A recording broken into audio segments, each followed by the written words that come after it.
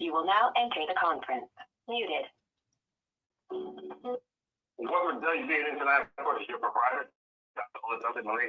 Welcome to Walking in Purpose with the 2023 International Radio Hall of Fame Broadcasting Eshrinee, and also the Waddell Award for Excellence winner, host of the year at Beverly Nation, Miss Angela Thomas Smith. Now, of course, we're live and direct from Lagos, Nigeria, beautiful downtown home. And of course, stream from the home of Beverly Nation since 2013, Robinson, Pennsylvania, United States of America. Make sure all lines are clear. Unmute. Can you hear me, Miss Thomas Smith? I can. All right. Quiet on the set. The call, let it show. WBnn Nigeria, 4 seconds. Recording started. Well, good evening. I want to welcome you guys to Walking in Purpose with Angela. So, do you ever stop and think about how systematic inequalities and bias leads to the wrongful and disappropriated incarceration of minorities across the USA? Have you ever considered the impact on families, communities, and society as a whole when individuals from marginalized groups are unfairly targeted and imprisoned? Or how can we as a society work together to address and dismantle the structure that perpetrate the mass incarceration of minorities to ensure that justice is truly served for all? Again, I want to thank you for joining us for our 3,674th presentation of Ngozi Time Multimedia LLC. Of course, we are live from Lagos, Nigeria. Tonight, we will be discussing this critical topic: who's watching the watcher? My special guest tonight is Shanette Whiteside Johnson.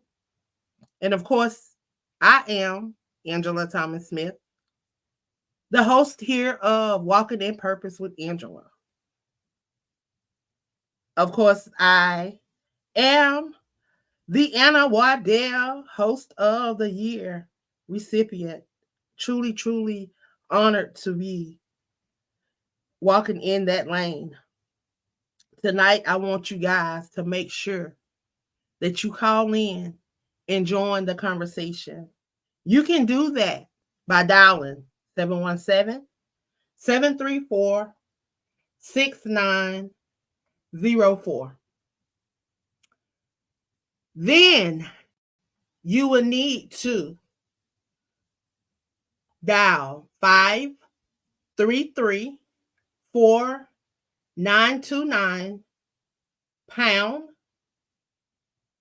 and then follow the prompt.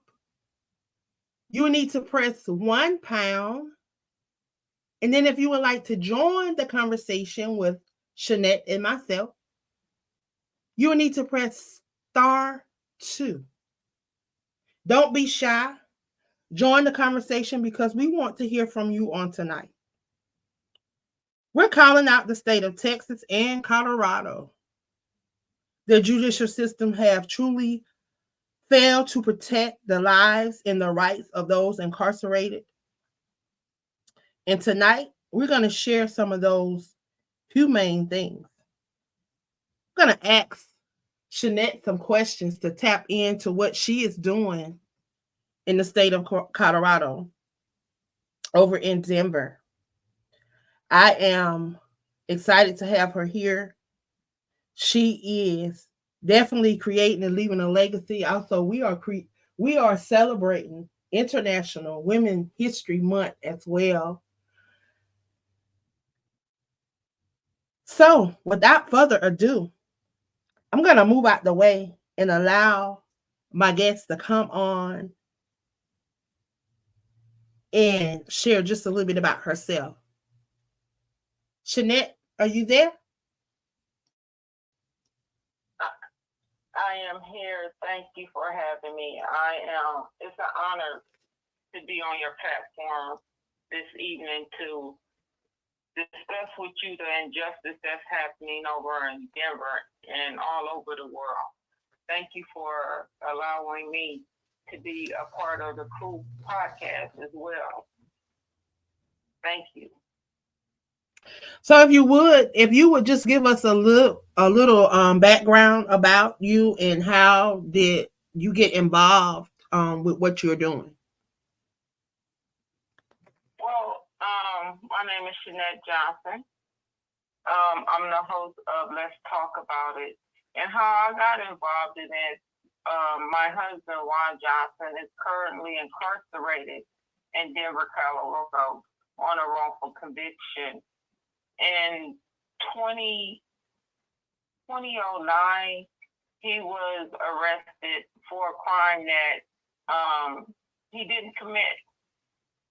He was acquitted of murder, but he was found guilty of felony murder. In the state of Colorado, you have to have a predicate offense to go with in order to get a felony, in order to get felony murder.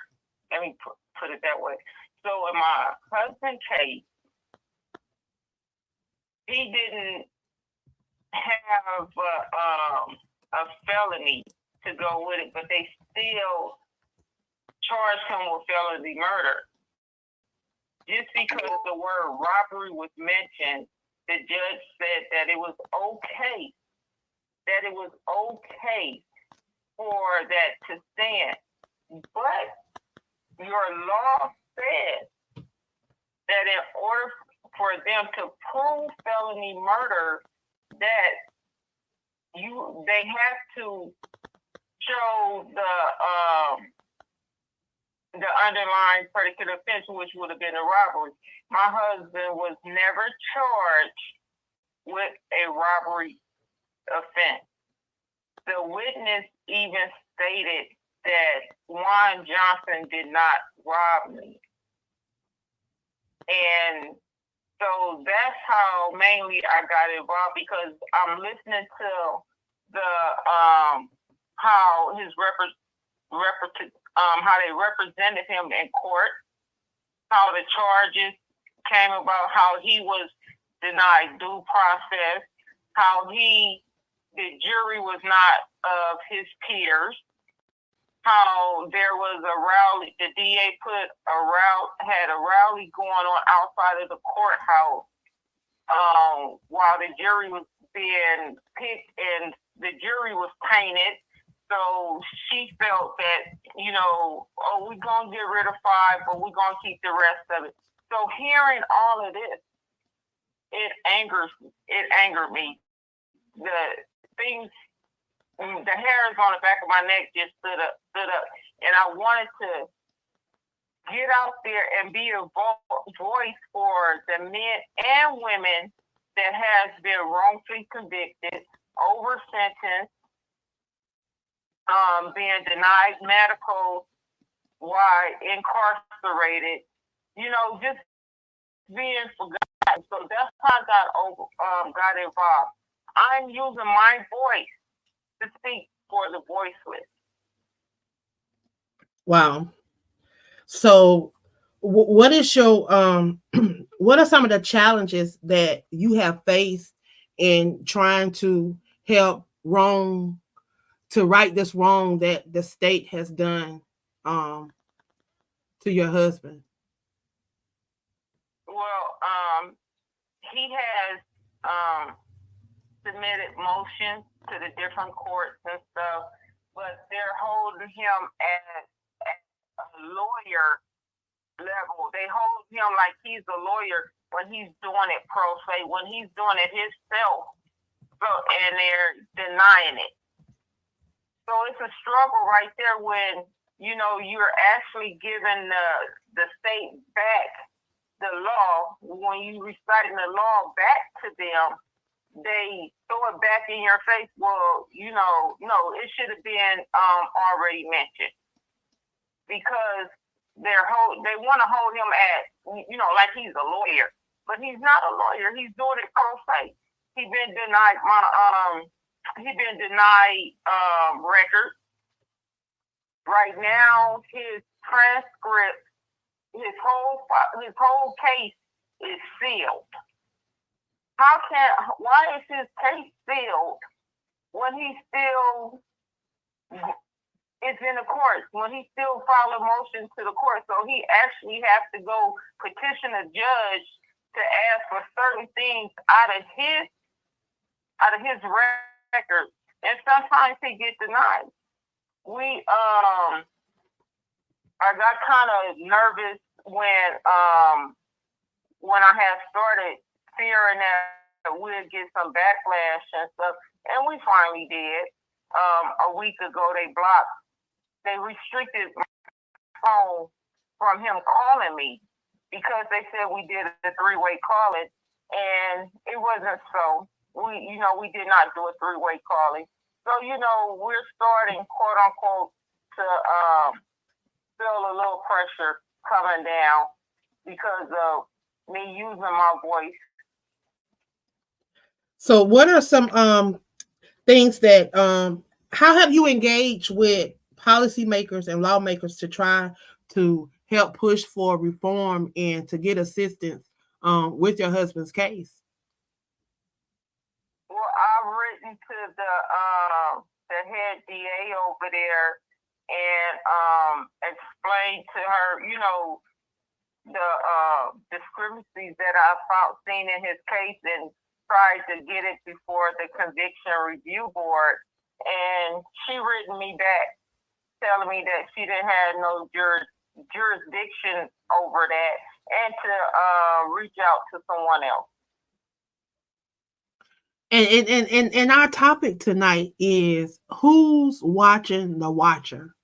So all these people that are in charge of making sure that these different things are upheld and in place, when it's all said and done and it falls back on them, then they throw the towel. They kick the can down the road to somebody else. It's out of their jurisdiction. Right. It's nothing that they can do, and then they kick it to the next person, and then it keeps going back and forth and back and forth. So over in Texas, that there are so many cases where there's so many discrepancies and so many loopholes and just so much going on. But there's one particular case where there were 10,000. You tell me how there's a miscommunication. And that's what they said, and that's all they said, and they left it alone. Nobody never questioned, nobody never said nothing. But there were some 1107s, and we all that into to reform and into advocacy know that 1107s is what they file when they want to appeal something on their cases or whatever. Well, 10,000 1107s in the state of Texas was just sitting there. They never got reviewed, never got anything done. So all these people, waiting to hear responses back to what's going to happen to their case, how they're going to, maybe get some relief or whatever the case may be. And nothing ever happened. 11 years goes by. And then the response after they find out that they were never answered, they were never response, people started asking questions. It was a miscommunication problem. Okay, so what happens after the miscommunication problem? What do y'all do? So now what happens? Because now you got individuals that if they could have gotten these 1107 approved, they could be home now. You got individuals Right. that's 70 years old, like Mr. Robert De La Cruz. This man is 70 years old, wrongfully incarcerated, have alibis, have witnesses, have forensic evidence, have so much. And then you even have where a judge said that they don't see how the jury found this man guilty and said that he should not be in prison. Well, now this man is not, the judge has now passed on. So now what can we do? You have all these cases where it's just so much is going on. And then you have individuals that are incarcerated that's having to go through all of this trauma, because that's what happened. They dealing with trauma, because if you witness somebody die and you watch them move the body, and then you watching people just go on with their lives like nothing has happened, like that person's not laying there dead, and and you seeing this on a day-to-day basis and nothing is being done about it. Like the state of Texas, like we call them for them alphabets. I can't say their names, but we call them for them alphabets to do their job too. And to go into the state of Texas and into the and over there in Colorado. And please, I want you to share some of those numbers of those guys that you have been talking to that's incarcerated, and the sentences that they've given these people. It's so sad. Overly and wrongfully incarcerate people, and then you forge documents, you falsify documents. And then later on down the line, after these people don't serve 20, 30 years, then you find out that the judge was crooked. You found out that the DA was crooked. You found out that they was falsifying and fluffing evidence. And then what happens? They don't do nothing. They don't give you no relief. They do nothing. So please share about what's going on out there right now, because I don't think a lot of people really know a lot, because a lot of this stuff don't make mainstream news. It don't make the media. Like all these deaths and suicides and drug overdoses that's happening in TDCJ, nobody's talking about it. It's not making the news. None of the news outlets will respond to the emails. So share with the people tonight some of those numbers that we've been talking about. Well, I'm gonna mention their names. I got permission from them. I spoke to them probably about 30 minutes ago, and I'm going to mention their names. The first one is Ahmad Nim. He was in 1999. He was given a life sentence without the possibility of parole. He was a juvenile. But in 2018, the law has changed where you can't sentence juveniles with life. So it changed to 40 years to life. So now he has 40 years to life, and he's been incarcerated since 99. He also, I'm going to have him on my show the end of March. He's also on dialysis. Since he's been in, his health been failing him, and so he's just fighting, to get out. The next person we have is Christopher J. Taylor. He's 38 years old. 38 years old. He has life without the possibility. Plus, they tacked on 64 years, an additional 64 years. So you don't give this man life, and then you're gonna give him another 64 years. Okay. He has served 18 years now. We have Robert Bodice. He has life without the possibility of parole, and they tacked on an extra 32 years. I believe it's an extra 32 years or an extra 34 years to his time. We have the one that I just spoke to, had on my show on Monday, Glenn Kemp. Glenn been incarcerated for I believe it was 20 plus years, and they sentenced him. He has 192 years, 192 years, plus they added a life sentence on top of that. That is excessive sentence. And for listening to his case, and I'm reading it because they send me their transcripts and stuff. The jury said no, that they didn't find him guilty of two of the charges, but the judge went over the jury and still sentenced him for one charge. He got 96 years. For the other no, he got 96 years. So that's where he got the 192 years. And then for the one that they did say yes to, he got the life sentence onto that, which, makes me feel like, okay, so why do we need a jury if the judge gonna hand down all that time? Here we is. This is amazing. You had these former Aurora police officers.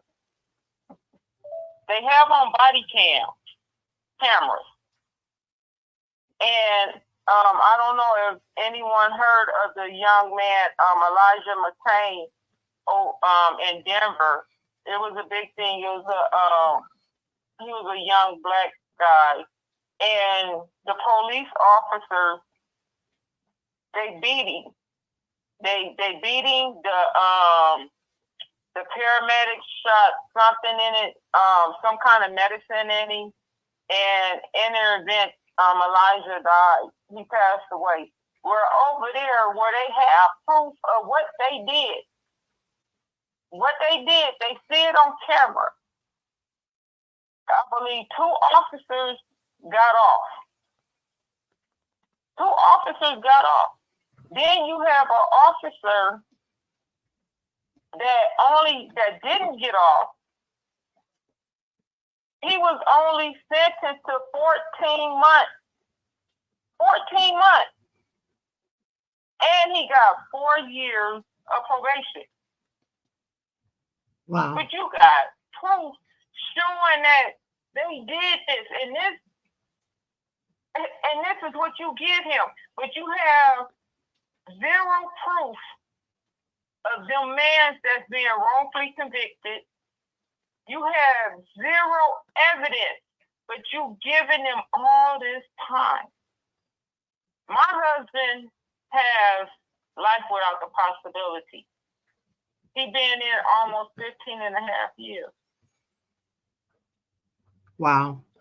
Well, we have a caller. We have caller number 1 in queue. I want you to think about this question while we talk to this caller, and we're going to continue the conversation. But I want you to think about, what role do you believe the community play in what's going on within the criminal justice system, and how can they play a role in the reform? So we're going to take this caller. Caller number 1, if you would please tell me where you're calling from and state your name. Hey, it's Jerry Petito, Angela. I'm calling from New Jersey. How are you? All right. How are you? I'm okay. Okay, I want to say hello to your guests first of all, and to you. But I'm listening to all this, and it's just making me sad and sick. And I have a question. It might be an ignorant question, but I have a question. I'm listening to some of the stories she's talking about. I have a hard time understanding what's going on in the judicial system anyway today, okay? They're letting these criminals off that are raping children. They're letting them off. They're letting people go and that have really done these horrendous crimes. And then you have people like her husband. And, here's my question, I guess. The ones that are wrongfully convicted, are the majority of them up against officers that were part of this? Well, you have officers. Yeah. You have crooked officers. You have you have these people that fight for power. They hungry for power, and then it's a money struggle. So in the state of Texas, there was what they call pay for play, where the judges were given all of these district attorneys and these public offenders all these different cases for them to pay money towards their campaign and to do all kind of stuff. It's a proven facts that they have did investigation. It was proven that it was done, but nothing was done about it. All these judges was proven that this had been done. They have so many cases, so many lawsuits. There's so much going on. Like right now, you can. I can show you documentation where I have been writing these people about individuals calling me every day telling me that somebody else overdosed, somebody else committed suicide. Every single day I get a phone call. So somebody told me that the ambulance came, this was on the 2nd. The ambulance came to pick up somebody. They would not remove the body because they said the body had already started to change color. So that means somebody not doing their job. So there's a lot of corruption that's going on within this judicial system. First, they don't have enough people working. And then they don't want to follow the guidelines that they do have in place. These people don't want to do their job. Inmates are doing what officers are supposed to do. Governor in Texas know what's going on and refuse to do what he's supposed to do. And they won't even allow the alphabets to come in and take over when they can come in and take over because they've taken over TDCJ before. And it was ran a whole lot different. So let me ask your guest something. In the case with your husband, sweetie, was he up against like an officer that may have gone to jail, and instead they put your husband in jail? Well, yes. Thank you for bringing that up because I was getting ready to bring that up. And, okay. Also, recently the head detective that was over my husband's case, he just got arrested. And everything is starting to come out. I believe they're getting ready to look at his cases because he fabricated some things in his paperwork, and he also threatened witnesses and stuff, and things like that. So yeah. It's a big thing. It's a big thing. I have officers in my family, and we talk about some of this horrendous stuff, and they would, bringing things to my attention, and it's just heartbreaking. And I'll just keep you in prayer, and I just pray one day maybe justice prevails for you and your husband and these other people. But I'm just really sad for you guys. I mean, we're fighting it. I mean, until you actually sit down and talk to these men and you see it in black and white and you just be like, well, how did a jury find you guilty of this? And everyone that I done talked to, that I done came across of, the jury was not of their peers, and that's their right. It's supposed to be a jury of their peers, and it's not. It's not. You know, I have an article. I just seen an article last week when they were saying that one of the officers from Aurora, Denver, went to the Elijah McCain when they was over there picking the juries for the officers. That she went up to the black jurors and got them kicked off because she was asking them questions and stuff, and then she would go back and report it to the DA. And they got them kicked off. This is terrible.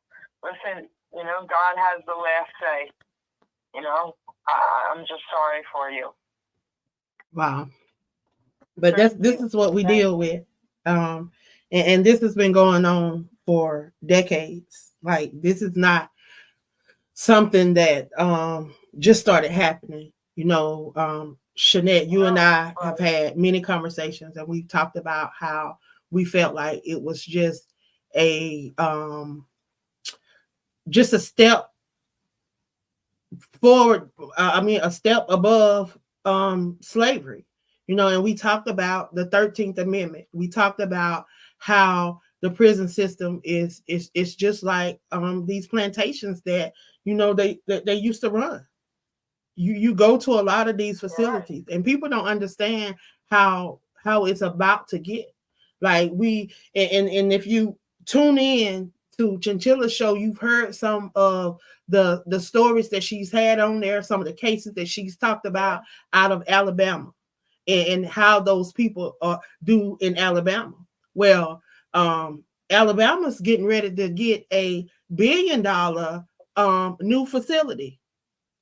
And the state of Georgia is getting a $1 billion facility by 2029. So they steady opening up these prisons because people don't understand that these prison systems run major industries. Major companies are ran by these prison systems. Governors getting kickbacks off of the prison system. Ain't nothing nobody told me something. See, people, when I'm passionate about something, see, I find a way. And in this class that I'm in, I found a way to include TDCJ and the parole board and a lot of stuff that's going on within the prison system in my papers. And they were approved by my teachers, and we've been discussing. When I tell y'all, I've been getting perfect scores on these papers. I can't wait till this class is over so I can publish these papers and go and lay them on somebody's desk, because somebody needs to read this. My teacher told me, she say, you should be a consultant for them. Because, you know, of course, I did not. In the beginning, I started using their name. I just say TDCJ, and then when I told her it was the Texas Department of Criminal Justice, she said, "Well, you still should be a consultant for them." But I tell you, I thank you. This is crazy. Oh my goodness. Yes, it is. But it's not gonna stop and get no better until we do something about it. And this is the season. You know, we got to elect some people that is truly, and we got to stop looking at the whatever, if they're a Democrat or they're a Republican. You got to look and see if they morals meet your morals. If what they stand for is what you stand for. And we can't keep just going down these party lines and just going in and say, oh, I'm a Democrat, and go Democrat, or I'm a Republican and go Republican. If you a Democrat and you ain't doing what I need you to do, then hey, you got to go. I need somebody that's gonna be for what's right, and that's gonna help us come out of this mess that we in, because we deep in some mess. And it's time for change all around. Yeah. And yesterday, all the states got out to vote. Judges was up for re-election as well. Mm-hmm. And I'll put it out there. Hey, just don't go in there and vote for anybody, because our grandkids, our great grandkids are dependent on that. We don't want them to go through what their fathers and grandfathers and great grandfathers is going through right now. We have to stop, and we have to get serious about the people that we are electing to represent us. Don't put them in there. They can promise us everything they want, but you do your research. Because once they get in office, they don't care about us. All they looking at is that money. Oh, I'll get to the office. I'm going on vacation. Man, you see them over here on the slope, playing golf and all of this other stuff with our tax money. Our tax money. Go ahead. I just want to share one more thing with you guys. Mm-hmm. Angela knows a lot about me, but I've done a lot of protests, and I went to the borders last year to cover a story there, Yuma, Arizona, with the Border Patrol, and I've protested with Robert F. Kennedy Jr. over our constitutional rights pre-COVID. I mean, all this stuff I do, right? And I'm going to share something with you. I actually had a conversation with a husband and wife, and one of them is Democrat and one of them is Republican. You want to know why? Because they've always been that way. I said, excuse me? You're Republican still because you've always been that way since you were young. You're Democrat still because you've always been that way when you were young. Are you kidding me? I don't understand that. I don't understand that. Listen, when we were really young, most of us were Democrats. Then as we got older, maybe we got more conservative. Then as we got even older, maybe we were in the middle. But you have to change something, not just because you've been a Democrat your whole life or a Republican your whole life and you're going to stay that way and that's how you're going to vote. That's insanity to me. Right? And that's what's going on in this freaking world. I'm getting passionate now. Listen, well, that's what they do. Well, Jerry, please tell everybody who you are before you leave. You can't leave without telling everybody who you are. Tell them who you are real quick. I'm also a host on this network with Angela, the Jerry Petito Show I was on last night. And I also have the Smart Ass Network, and it's going to be next Monday night. Ava Holly's going to start that week. But again, Angela, thank you for this. And I can't wait for our interview as well, girl. But your guest, again, I'm going to keep you in prayer, this whole situation. And, I just feel so bad. Well, thank you for calling in and supporting. God bless you too. Amen. So we have caller number 2 and Q. Caller number 2, if you could, please tell me your name and where you're calling from, please. Well, hi, Miss Angela, and your lovely guest. This is Ava Holly. How are you? Hey, Ava, how are you? I'm great. I am, totally in agreement with everything that Jerry said. For your guest, I'm going to keep you in my prayers. Not just tonight, but every night. I mean, I just can't, like Jerry said, just reiterating, I just can't understand our system anymore. It's just so ridiculous. I was thinking while you guys were talking about the movie Runaway Jury. I don't know if you ever saw it, but it's so interesting because a large company is being not attacked, but put on trial because of something that they did. And there's a guy with an earpiece that's interviewing the jurors. And in the back room, there's a guy listening to that earpiece, pulling up all the backgrounds of all the jurors and all, like, do they want them? Don't they want them? And I don't know if big companies really do this or if anybody could do it. But I said to my husband who works in the law, and I'm like, is this really possible? Does this stuff really happen that they can actually buy the jury? I mean, the outcome went for the good, yet the whole process was very interesting to watch. So if you haven't seen that, you get a chance to see it. But on a more serious note, you are in my thoughts and prayers. And Angela, I'm so proud of you for bringing these things to this platform and to Brother O, because without this platform, many, many people would not realize what's really going on. I mean, I knew about wrongful incarceration. I've heard about it before, but you don't realize what's going on until it's brought to the light by this platform and maybe some other platforms, but this platform especially, where, you guys speak about the things that aren't really spoken about, like you said earlier. So I'm proud of you for that, and I feel for your guest, and I said you will be in my thoughts and prayers. Thank you. Well, thank you, Ava. Please, before you leave, share with everybody who you are.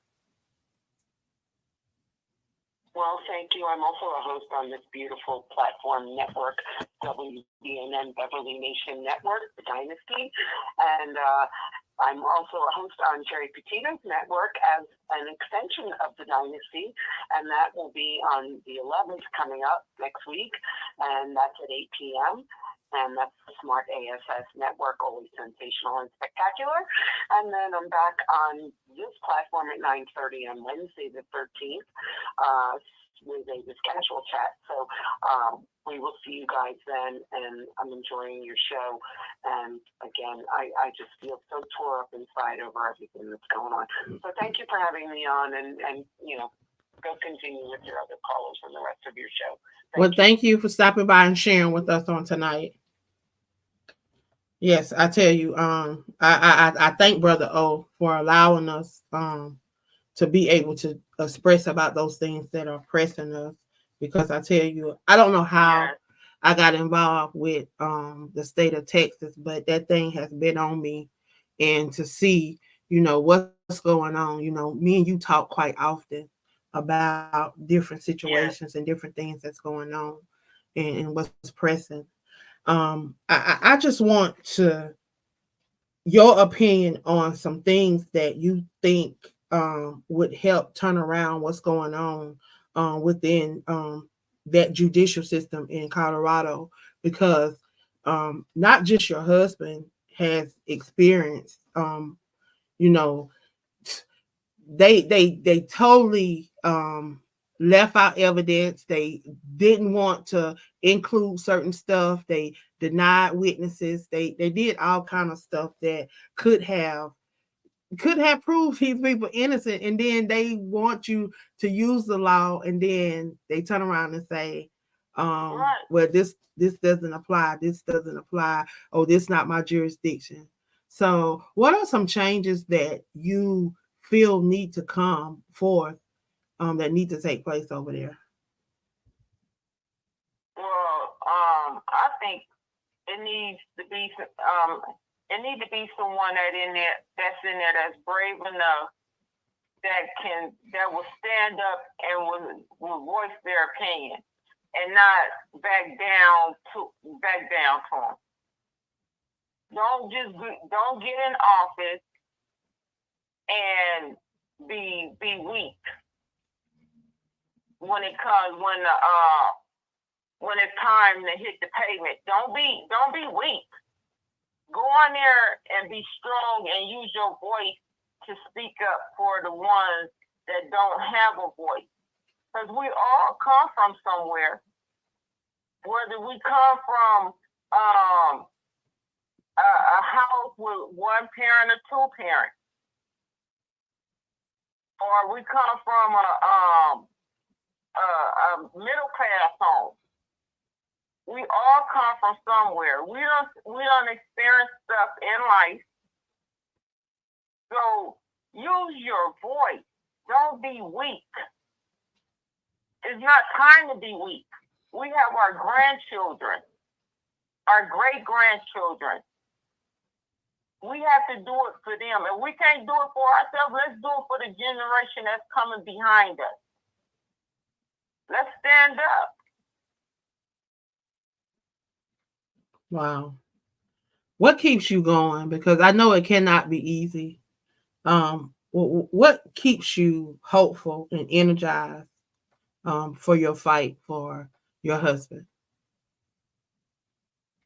You know, I just seen my husband this past weekend, just to see him smiling and telling me it's gonna be all right. We got this. The fight is not over. I'm still fighting. Just to see his strength and to see the strength of the other men that I got to sit down and talk to this past weekend, and you know, just to see them smiling, knowing that they have someone. I don't promise them anything. I just tell them, hey, I'll get your story out there. I'll be your voice. I'll speak for you. So some of them done did the work, but they don't have that person to speak up for them. Some of their family members have passed on, like Mr. Kemp. His mom and dad is gone. His sister is gone. And it's just him. It's just him. So he needs someone to speak out for him. He wants to come home. He's 70 years old. He's been in there 20 plus years. And that's what keeps me going. I'm a mother. You know, my son passed before months on the 10th, and I'm fighting for his son. I'm fighting for my other 3 grandsons, so they don't have to experience what the other men are experiencing, or even for my daughters, they don't have to experience what the other women are experiencing that's wrongfully incarcerated, because it is some women that's in there wrongfully incarcerated, yes. And I would love to sit down and talk to some of them. Well, I have some for you. We have caller number 3 in queue, but we definitely will talk about that. I have some for you down in TDCJ in the Murray unit, in the Hobby unit. Caller number 3, if you would, please state your name and where you're calling from, please. Caller number 3. Is that me? Yes. Oh yeah. This is Minister Alma, and what I wanted to know is how can we get more people involved in what's going on? A lot of people, you know, you hear about it, but if it doesn't directly affect you or your family, they're not like the civil rights people that got involved because of the principle. But how can we educate people more about what's going on? By sharing shows like this, sharing shows like Chinchillas, sharing shows like Shanette's over on the Crew Podcast, and going out and being involved in what's going on in the community when they are having these rallies.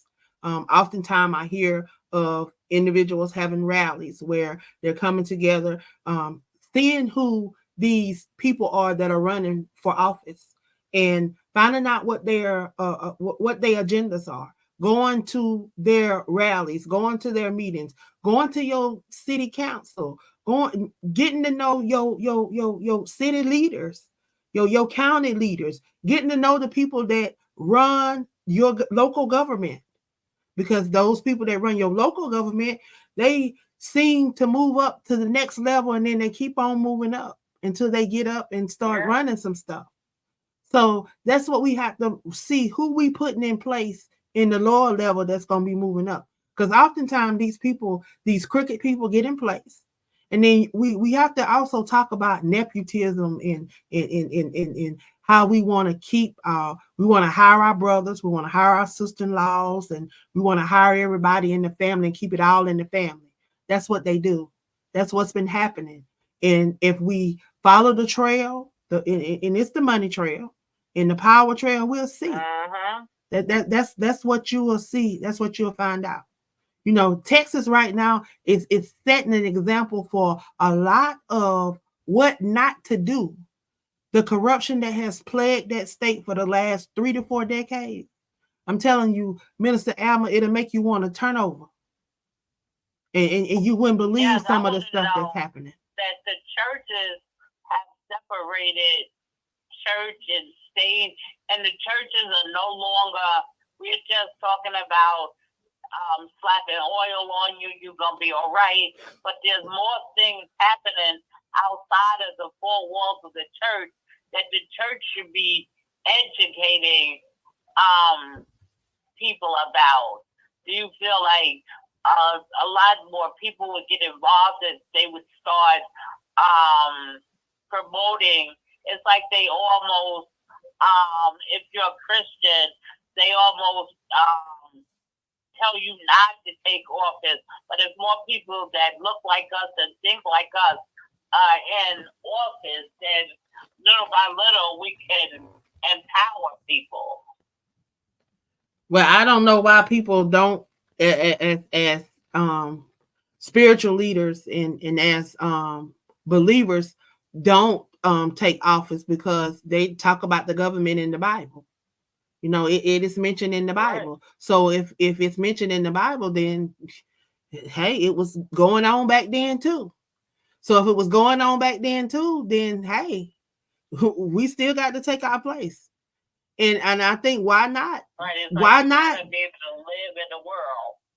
But he said we had to be in this world, but not of this world. So you got to partake into some of these things, but you don't have to. You can be in place in the government without being corrupt. That's how you be in the world without being of the world. And see, a lot of people have lost that concept. They lost that grasp. And it's all about them, where they think that they have power. See, we've not lost a lot. We just don't lost our grounding on a lot. You know, we got to get back to where we believe that we can be that change, and we are that change. You know, see, a lot of people think that their voice don't matter, that they can't, because they have told us that, and they have done this to us for so long. And guess what? They keep doing it because what? We accept it. We allow it. We don't stand up. We don't fight.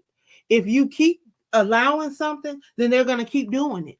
But if you stand up and say, no, enough is enough, then guess what? Then they're going to have to figure out, well, what else can they do? See, when we said enough was enough, then they start saying, okay, well, we can't keep giving them welfare. We got to find something for them to do. See, that's what they sit back in these rooms and they think about stuff. But see, now what they did was what they tell us. They told us to go get an education. They told us to go live in the suburbs. We did all that. So now that we did that, and we started to level up to where they were, then it became a problem. Then they started with their shenanigans, and then they started with their little stuff, and then that's when the late 80s, the early 90s, that's when the over incarceration, they start throwing all our black men in prison. And then they started with I'm talking about running all kind of industries from the prison, but they don't get paid nothing. Right. But they making billions and trillions of dollars from the industries within the prisons. That's what kind of companies get their product from the prison system. When the last time you had some Starbucks? When the last time all y'all that like Victoria's Secrets had some Victoria's Secrets? They making it. The last time you slept on a mattress, they make mattresses. And if you're riding around in the state of Texas, your license plate come from a prison. They're the only place in Texas that you can get those license plates. They're the only place that they have that machine is in that prison system. Nowhere else you can make a license plate. Known fact. Ain't nothing I'm making up. You can fact check that, baby. I'm telling you, we got to keep praying and we got to stay on the wall. But if you want change, guess what? You got to be that change that you want to see. I ain't gonna let it go. But I thank you, Minister Alma, for stopping in and chiming in and sharing with us. If you would please tell us, who are you?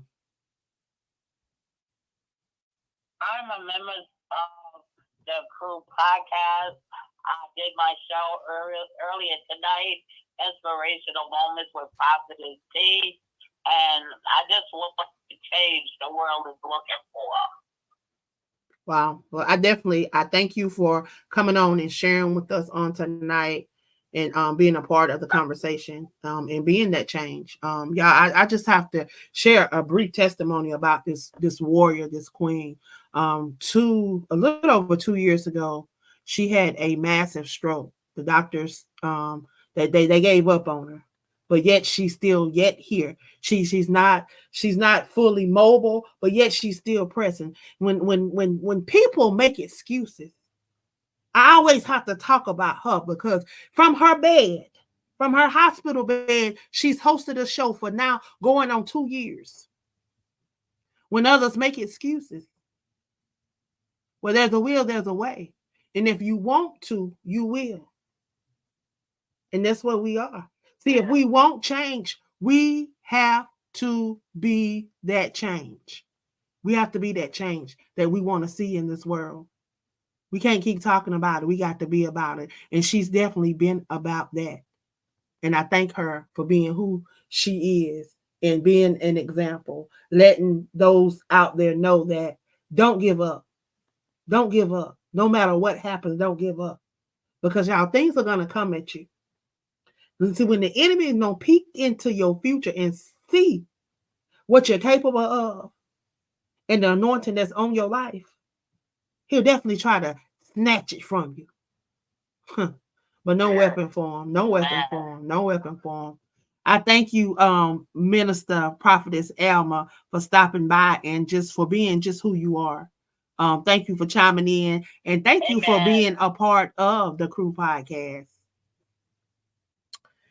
I thank you, Shanette, for being my guest tonight. I tell you, it has definitely been a struggle. It's hard. Yes. Trying to get people involved. So how do you get people involved with your fight for your husband and getting the word out? How do you get people involved? I talk. I'm just really starting to use my voice, because people that knows me know I'm not a big talker. But when I'm passionate about something, that's when I begin to speak out. And this is what I do. I just start talking to people. I started posting. I did did a post. I just started posting, and I did a Facebook group for my husband, and started posting up all his information in there. And anybody that asks me about him, I just tell them. They're like, "Oh, where's your husband?" "Oh, he's in Denver fighting a wrongful conviction." And it'll just stop them in their tracks, and then they get curious, and then they start asking me about his case. And then, I just start planting them little seeds in them, make them hungry, start dropping them, and then once they get hungry, then they come on board. Wow. So what are your future plans? What are your future plans and goals to continue to address some of the issues in Colorado and to fight for reform there? Well, you know what? Me and him was talking, and I see how Texas have the Free Texas campaign. So I was telling him, I said, I want to start that. I want to do a Free Denver campaign. I want people to see the men and women. I want them to see their face. The ones that's wrongfully convicted, the ones that's over sentenced. I want their face to be seen. We see a lot of the men that's being exonerated, and I'm so happy for them that's coming out that done did like 35 years, 45 years and stuff in prison for something they didn't do. So now I want the world to see the men and the women. I want them to see their face that's been wrongfully incarcerated all these years. I want their face to be seen as well.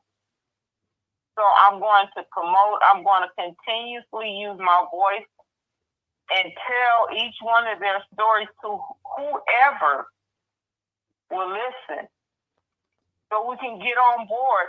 Also, man, you talked about trying to come up with a defense where we can campaign where we can help these men and these women that don't have funds or anybody to help them to file motions in these courts. So that's where my mind is. I'm ready to fight because this is crazy. This is unjust. This is unjust. Well, we have another caller, and we're going to keep on talking. But we got another caller.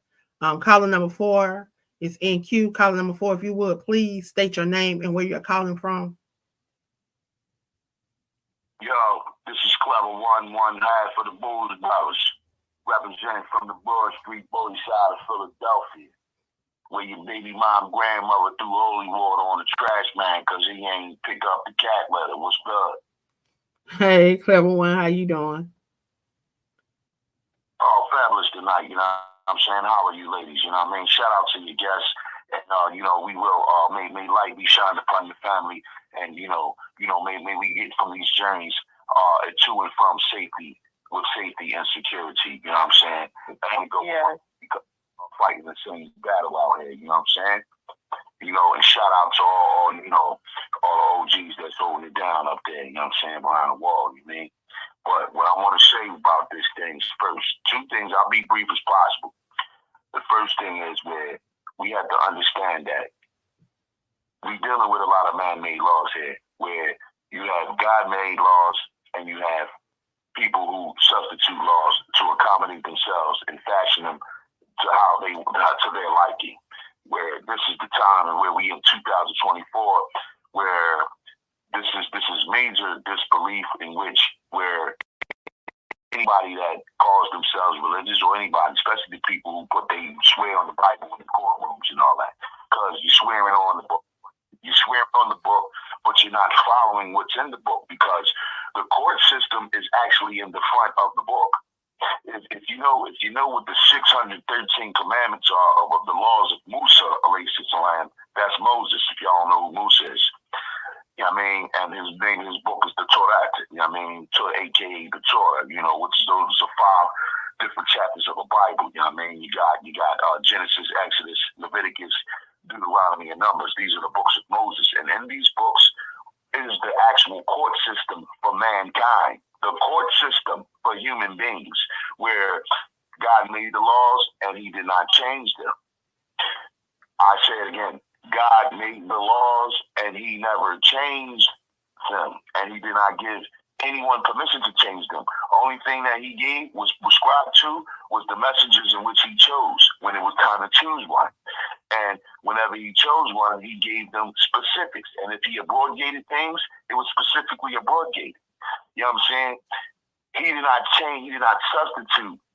He did not give anybody, permission to substitute anything. Like, if he told you that you're supposed to get stoned to death for being an adulterer, then that's what the hell's supposed to happen to you. It ain't up to you to say what's harsh. What God says, that's what he says. Who are you as a human being to say what's too harsh for him to punish you? If you put it there and he said that's what you do, that's what you do.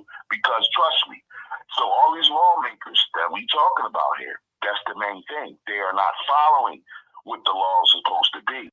God made laws, man made laws. Which one you going to follow? So that's the whole main question there. That fixes everything. You know what I mean? Because if niggas knew that they was going to get their hand chopped off But as soon as they hit the jail for stealing, guess how many thieves it'll be out here? You see what I'm saying? Probably not. Right. So all I'm saying is, what's too harsh is what stops the crime. You feel me? What's too harsh is what stops the crime. Maybe, these punishments for these crimes is too harsh. That's why people keep committing them, because they're not following the particular rules in which were set in place for these heinous crimes and actions and things. This is why people who are innocent get mixed in. You know what I mean? Because it becomes a gamble and a lottery because of man-made law system. So you can't win against a man-made law system. You have to go around the man-made law system. You know what I'm saying? Now, here's the second thing. Y'all. All I'm gonna say is this, right? Because we gotta do this. We gotta teach our people to when you go to prison. I've been there, and you got a lot of law librarians in there. What people have to do is become law librarians outside of the prison. The family, the support systems, the people. Yeah. Who, this is my advice to the families who have the people who are in wrongfully incarcerated. You know what I mean, for injustices and things like that. You know what I mean? We got all these different DA systems that they people is a lottery ticket. You know what I'm saying? You win this one, I'll let you win the other three. You know what I mean? Type time. And an innocent person can be shuffled in that type of game right there. So when we dealing with man-made laws, people, remember, vote against the man-made laws and or approach them about those books in which they tell you to swear on when in the courtrooms, because they're not following nothing in them. You know what I'm saying? So that's what I got for you. You know what I'm saying? I will be on sometime this month, maybe somewhere in the 18th, 19th area, Wednesday. You know what I'm saying? And the topic will be, because I never put out my topics, but the topic will be, are you afraid to beat your badass kids? And what is your concern with VHS and child services?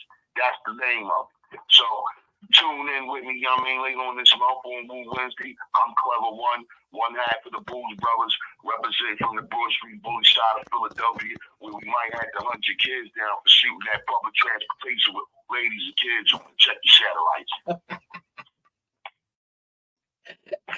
And that was Clever One, y'all. That is one, I tell you. I love my co-host over here on the WBNN. I tell you, we are a network of many. I tell you, we come from different walks, and he always makes me laugh. He always got something. He speaks some knowledge now, but he gonna make you laugh. He gonna make you laugh. Yes, Cheryl. I love him too. He gonna make you laugh. He gonna make you laugh. So, he was right on everything. I wanted to bring this up why it was fresh on my mind. It was I believe a senator or a congressman over in Denver. His name is Pete Lee. Well, he's no longer in that district no more because he resided out. So it was a whole thing over there. But when they rewrote the felony murder law, inside that article that he read, that he talked to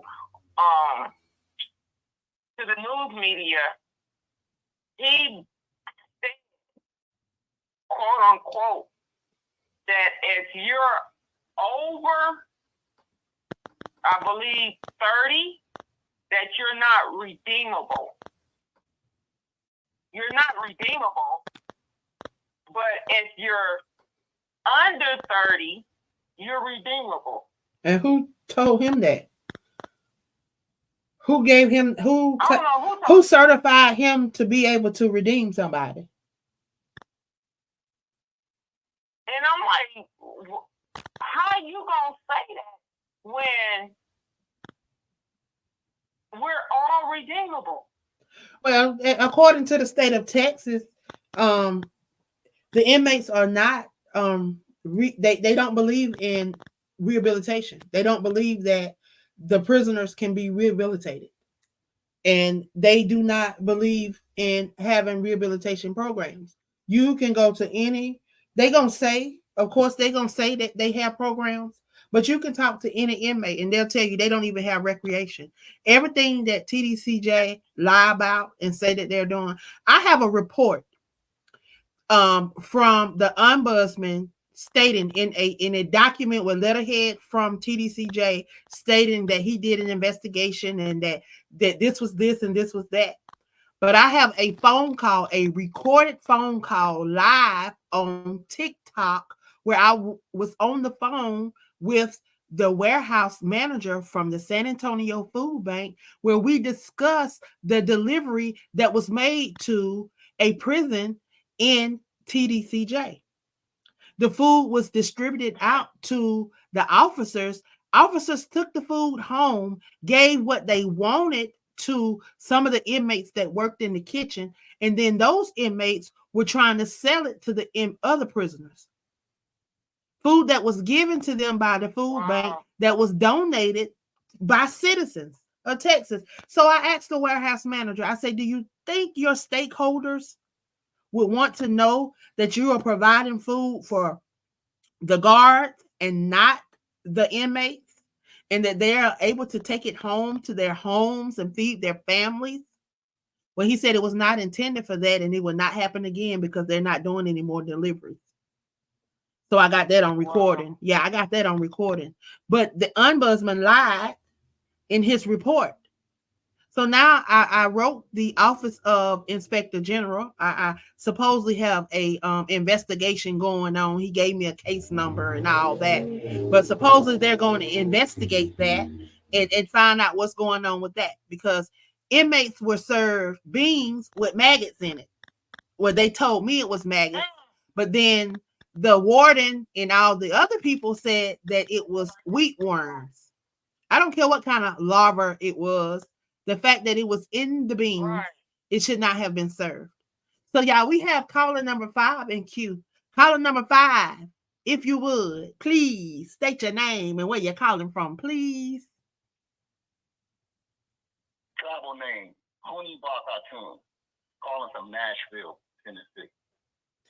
Well, hello, Hooney. His name is Master, Magic Man Haru. I'm doing fairly well, but I've been over 38 years. I've been really prepared to be in control of my emotions because, you know, it's a challenge not to be disturbed by so many things that I have heard, and this beautiful and brilliant sister is sharing with all of us tonight. Okay, so let me go right to it. First of all, we as a people, right, and I'm saying this specifically, we have accepted for too long a wicked system that was never ever designed with us in mind. It was designed for them in their time. Yeah. And when I say this, I'm not just talking about politics. I'm talking about when they stepped in and overstepped their bounds and took control of religious affairs for you Christian people out there, for you Jewish people out there, for you so-called Muslims out there. We are the original people, the black and brown that these scriptures were talking about. So it goes back, and I'm trying to be as universal as I possibly can because a lot was shared.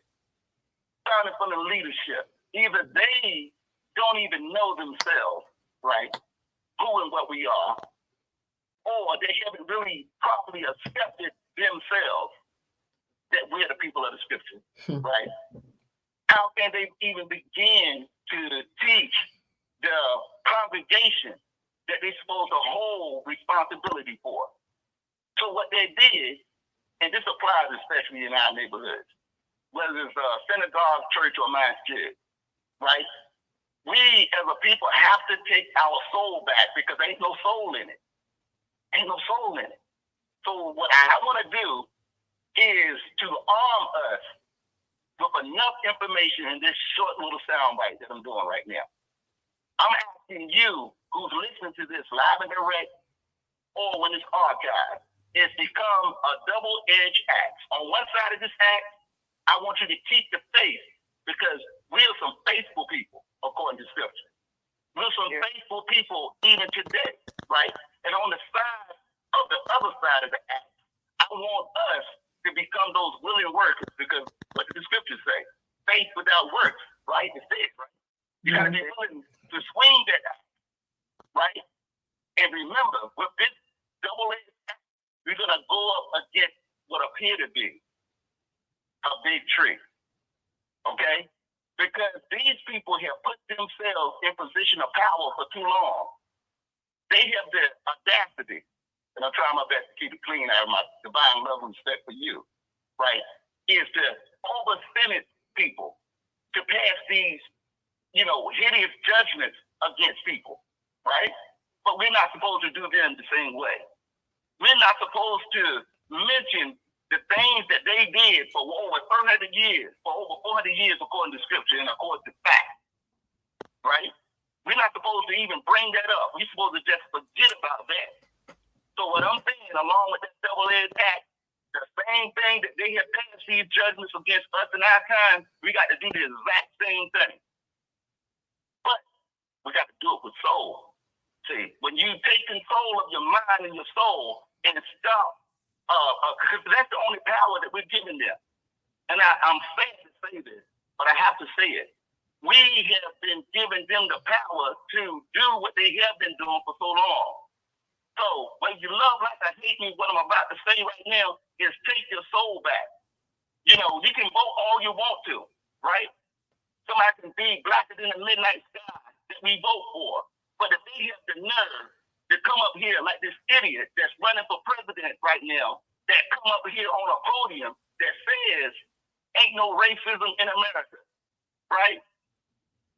How are we going to allow an idiot like that to even say something so stupid and come out of his mouth like that without letting him pay the ultimate price for it? Anyway, I'm about to pause right there, because after your show ends, mine begins, and tomorrow I'm the host of We Will Aware You.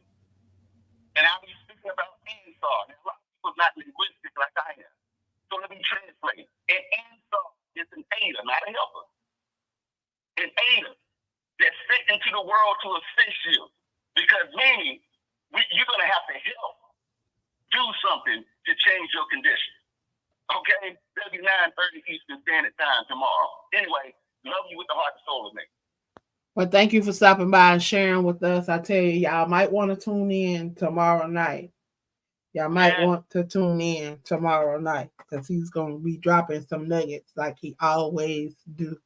I tell you, that man got he didn't even do himself justice, because he got a couple of accolades, and it take Brother O to run down that list, because I be messing it up. But he got a couple of things going on, and Jerry did too. And I don't even think she announced it, all her stuff. But we got some powerful hitters over here, y'all. We got some International Radio Hall of Famers, some Lifetime Achievement Award winners, and then of course, y'all, we have some hosts that represent our illustrious Anna Waddell. I tell you, Host of the Year award. So we have some accolades floating around over here.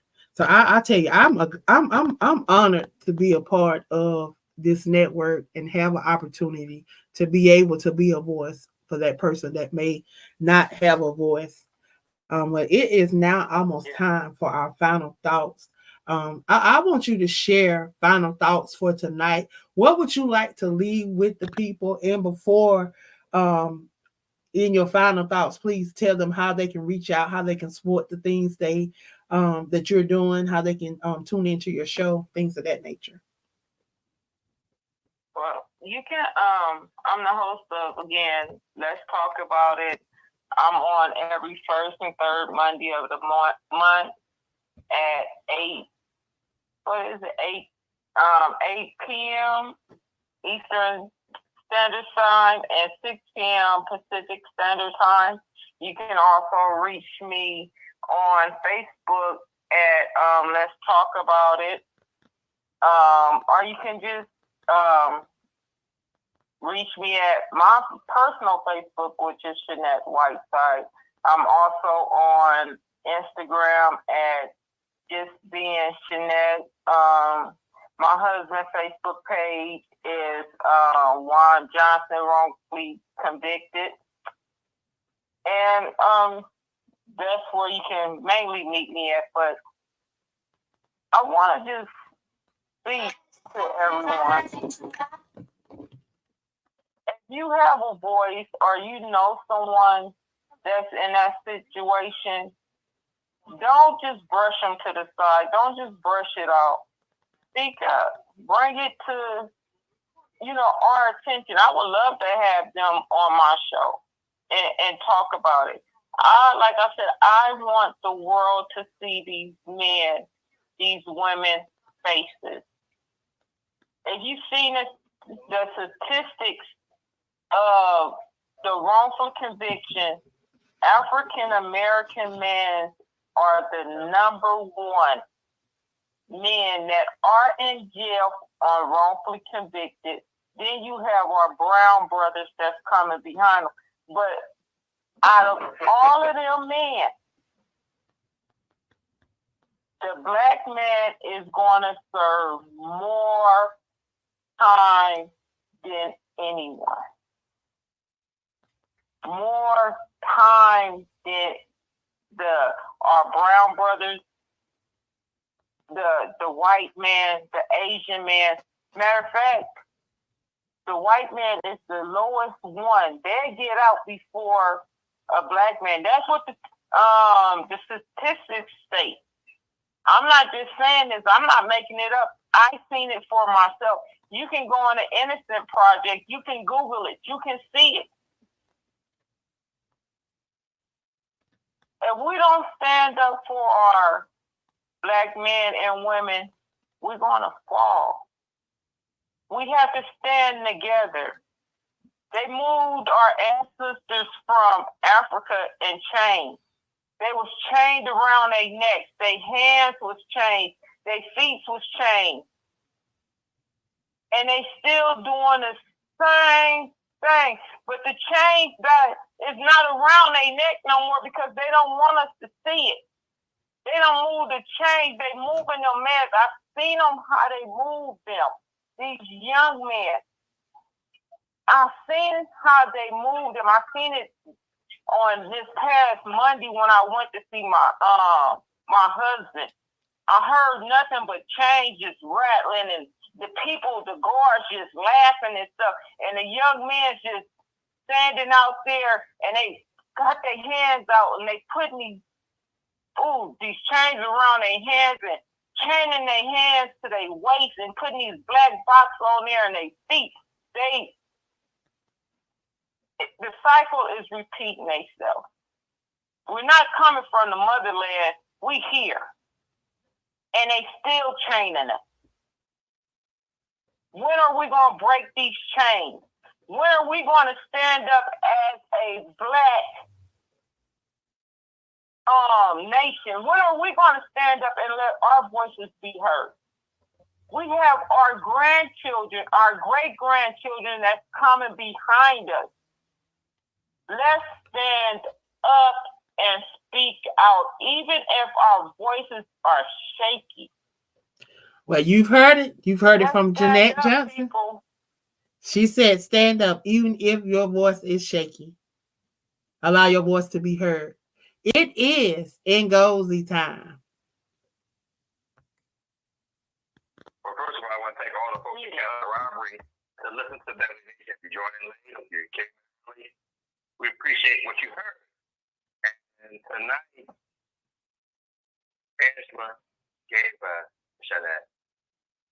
And, definitely prayers go out to her husband who has been wrongfully incarcerated there in that state. And this is why it's important for all of our satellite networks, as well as Love and Necessity, for all of us to be able to be on time and to support our shows. To all of our CEOs, Love and Necessity Nation, there is no satellite network. And we are family, like Sister Sledge. Tomorrow night, we come back on with My Precious Network. And the man man and the legend. He's not a myth. His name is Vincent Moto. The name of the show is King. And all the folks at Beverly Nation, same goes for you. Support our satellite networks on time, 8 o'clock Eastern Standard Time for Ouch. No, I'm sorry, not Ouch. Chaos. Right? By Mr. Moto, so many different names, but it is Chaos, by Mr. Moto, who is our wonderful Commonwealth of Pennsylvania, historical insider. That man is a wonderful person to meet, and you guys get a chance to greet him with his wonderful voice tomorrow night, right here at Wbnn Communications via My Precious Network by CEO Dr. Chinchilla J. And I'm so proud of that. And of course, later on, we have wonderful, outstanding 2022 International Radio Hall of Fame broadcasting lifetime achiever. He also has a network on the satellites of our network, IIRHOF network, the Peru, Uni Papito. The rest we get from our we will win. Eastern Standard Time on the one and only Family Nation, of course. Family Nation advertising through Wbnn Communications. And of course, we just, right? So we talk about Wbnn has advertising through Ngozi Time Multimedia. Google, Instagram, and Twitter. All of them, we go to Facebook. Any comments, suggestions on what we're programming tonight? Oh, like they lay. I am. Your mother and father's favorite producer, Dr. Waddell, we go to say good night. So all the folks out there on Force Radio support us from the constant base. And congratulations to Angela Tyler Smith on her 55th Wbnn all-time connection record and second consecutive with the historic Darlene Lawrence Championship, honoring a late, great Hall of Famer. Imagine that. Wow. I'm so proud tonight. Everything we do on the constant basis here at Mother Necessity. And now, the 2023 Anna Waddell Award winner for excellence, the Wbnn host of the year. But, however, in Excelsior, the 2023 International Radio Hall of Fame broadcasted Eshrinee, the queen of collaboration, the outstanding Angela Thomas Unmuted. Smith. Well, I want to thank everyone that tuned in tonight. This was for you. It would not be possible without you guys. So thank you guys for tuning in. I want to thank Shanette for coming over and sharing with me on tonight and just being exactly who she is. Y'all continue to be a voice. We have to be the change that we desire to see in this world. If you want change, change start and end with you. Be that change. Y'all, I will be back on April the 3rd. My special guest will be Sandra Gonzalez. She is the daughter of Roberto de la Cruz, who has been wrongfully incarcerated for over 26 years. This 70-year-old man has cried to me twice, and we're going to share his story. Y'all make sure y'all tune in, share it with somebody, invite a friend. I love y'all. See you next time.